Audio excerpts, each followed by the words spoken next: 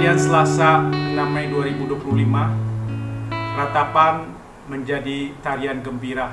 Mazmur 30 ayat 1 sampai 12. Mari kita berdoa.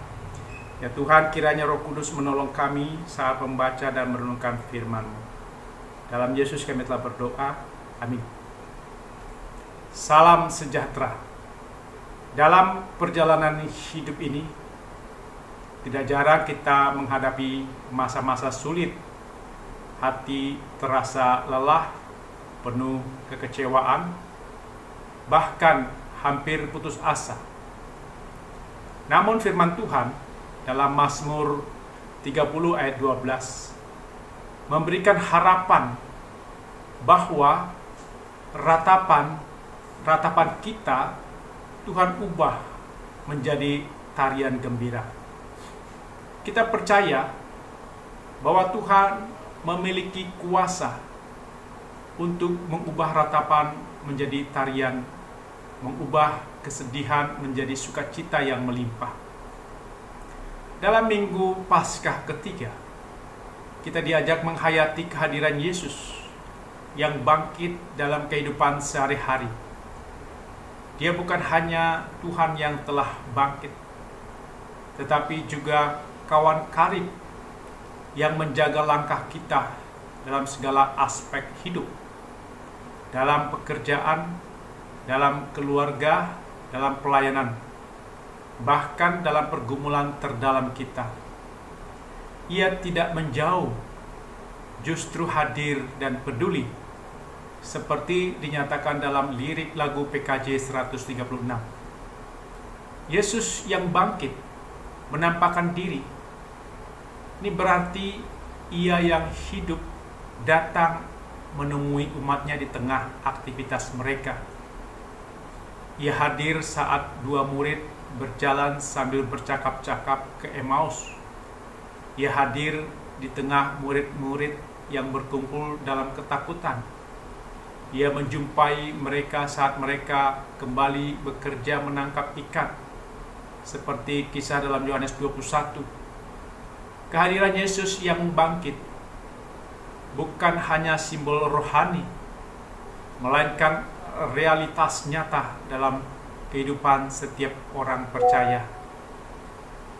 Lebih dari sekedar hadir, Yesus yang bangkit adalah Tuhan yang mulia, penuh kasih karunia. Dia bukan sekedar tokoh sejarah atau manusia baik, tetapi Tuhan yang agung. Dia membebaskan manusia dari dosa-dosa yang merusak, mengacaukan makna hidup, dan menjauhkan manusia dari kebenaran, keadilan, serta damai sejahtera. Kuasa kebangkitannya memulihkan dan memaknai ulang kehidupan. Lihatlah Petrus yang pernah menyangkal Yesus dipulihkan dan diutus menjadi gembala umat Tuhan. Lihat pula Saulus, penganiaya jemaat, diubah menjadi Paulus, rasul besar yang mengabarkan Injil ke bangsa-bangsa. Kehadiran Yesus yang bangkit memulihkan arah hidup manusia dari mengejar kerajaan dunia menjadi mengejar kerajaan Allah dan hidup sebagai saksinya. Namun seringkali seperti para murid di jalan Emmaus atau di Danau Tiberias, kita tidak langsung mengenali Yesus yang hadir. Tetapi Tuhan dalam kasih-Nya membuka mata hati dan pikiran kita. Inilah pemulihan sejati. Bukan hanya perubahan nasib, tetapi perubahan pengenalan bahwa Yesus benar-benar hidup, peduli, memperhatikan, dan memimpin kita kepada kehidupan yang berbuah, penuh makna, dan berkenan di hadapannya. Pemulihan sejati terjadi saat kita menyadari bahwa Yesus sungguh hadir dan menjumpai kita. Itulah yang dialami Petrus. Saat para murid gagal menangkap ikan dan kelelahan karena semalaman berusaha tanpa hasil, Yesus yang bangkit datang menghampiri mereka. Ia peduli dan menyatakan kuasanya lewat firman, "Tebarkan jalamu." Dalam ketaatan, kegagalan mereka diubah menjadi keberhasilan. Namun inti dari pemulihan itu bukanlah banyaknya ikan yang mereka dapatkan, melainkan kenyataan bahwa mereka berjumpa dengan Yesus yang hidup. Inilah sukacita yang sejati, bukan karena berkat materi, tetapi karena kehadiran Tuhan yang mengubahkan. Pemulihan itu melahirkan tarian kegembiraan, seperti yang digambarkan dalam Mazmur 30. Namun perlu disadari bahwa fokus dari kegembiraan itu bukan pada hasil duniawi, melainkan pada ikan, makanan atau berkat jasmani, melainkan pada perjumpaan dengan Kristus yang bangkit. Banyak ikan hanyalah dampak, bukan tujuan utama. Yang utama adalah kasih kepada Yesus yang mendorong Petrus dan para murid menjadi pelayan Tuhan, menjadi saksi tentang kuasa dan kasih karunia-Nya. Mazmur 30 menggambarkan tarian kegembiraan sebagai respon atas pemulihan Tuhan. Ini adalah gambaran pemulihan dari kehancuran dan pengangkatan dari keterpurukan. Tuhan tidak membiarkan musuh-musuh kita, baik secara fisik maupun simbolik, bersukacita atas kejatuhan kita. Dalam realita kehidupan, kita tahu bahwa ada orang yang mungkin merasa puas melihat penderitaan atau kegagalan kita. Tuhan berbeda. Dia tidak merasa bodoh. Ia peduli. Dia tidak merasa bodoh. Ia peduli. Ia menolong, menyembuhkan, dan memulihkan. Bahkan ketika orang lain tidak menunjukkan simpati, Tuhan datang mengangkat kita dari jurang keputusasaan dan mengubah ratapan kita menjadi tarian sukacita. Orang yang mengalami pertolongan Tuhan akan berseru kepadanya, akan berdoa dan berserah, dan Tuhan menjawab. Penyembuhan yang diberikan Tuhan tidak hanya bersifat fisik, tetapi mencakup juga pemulihan batin, kehormatan, semangat hidup. Oleh karena itu, kita memuji Tuhan bukan karena hidup kita bebas dari masalah, tetapi karena di dalam masalah pun Tuhan hadir, menopang dan membangkitkan kita kembali.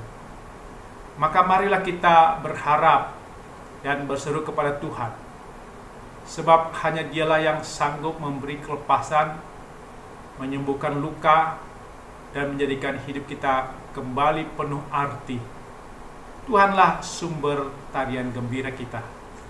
Berseru kepada Allah adalah doa yang lahir dari iman, bukan keputusasaan. Ini adalah tindakan kepercayaan yang tulus, bentuk penyerahan diri yang paling dalam kepada Allah, bukan kepada manusia, berhala, atau kekuatan duniawi. Dalam seruan iman ini, kita tidak mengandalkan kekuatan diri sendiri, tidak mencari pertolongan dari raja, panglima, atau sistem dunia, tetapi hanya kepada Tuhan yang hidup dan yang setia dalam kasih-Nya. Mazmur 30 ayat 12 mengajarkan kita bahwa Tuhan berkuasa mengubah keadaan kita. Tuhan hadir dalam penderitaan. Tuhan memulihkan dan memberikan sukacita yang sejati. Ketika kita mengakui kehadiran Tuhan dalam kehidupan dan hidup taat pada firman-Nya, kita akan mengalami pemulihan yang utuh, bahkan di tengah kondisi yang tampaknya tidak mungkin. Ketika kita menghadapi masalah hidup, kita diajak untuk percaya bahwa Tuhan tidak pernah meninggalkan kita. Bahkan di saat kita jatuh, sakit, atau berada dalam kesulitan terdalam. Kita taat pada perintah Tuhan. Ketaatan adalah langkah awal menuju pemulihan. Meski kita belum mengerti jalannya, iman memanggil kita untuk taat lebih dahulu. Di tengah kesulitan, kita tetap memuji Tuhan, berdoa, kita menyatakan bahwa Tuhan adalah sumber pemulihan dan sukacita kita. Tuhan yang mengubah ratapan menjadi tarian gembira adalah kawan karib yang tidak pernah meninggalkan kita. Mari kita menyanyikan PKJ 136 ayat 1. Pada bintang nyata karyanya, lewat angin agung sabdanya, darat laut di bawah kuasanya, apa maknanya? Aku merayakan Natalnya yang tercantum di sejarahnya. Ia membebaskan umatnya. Apa maknanya? Saat aku bertemu Dia, ku rasakan agung rahmat-Nya.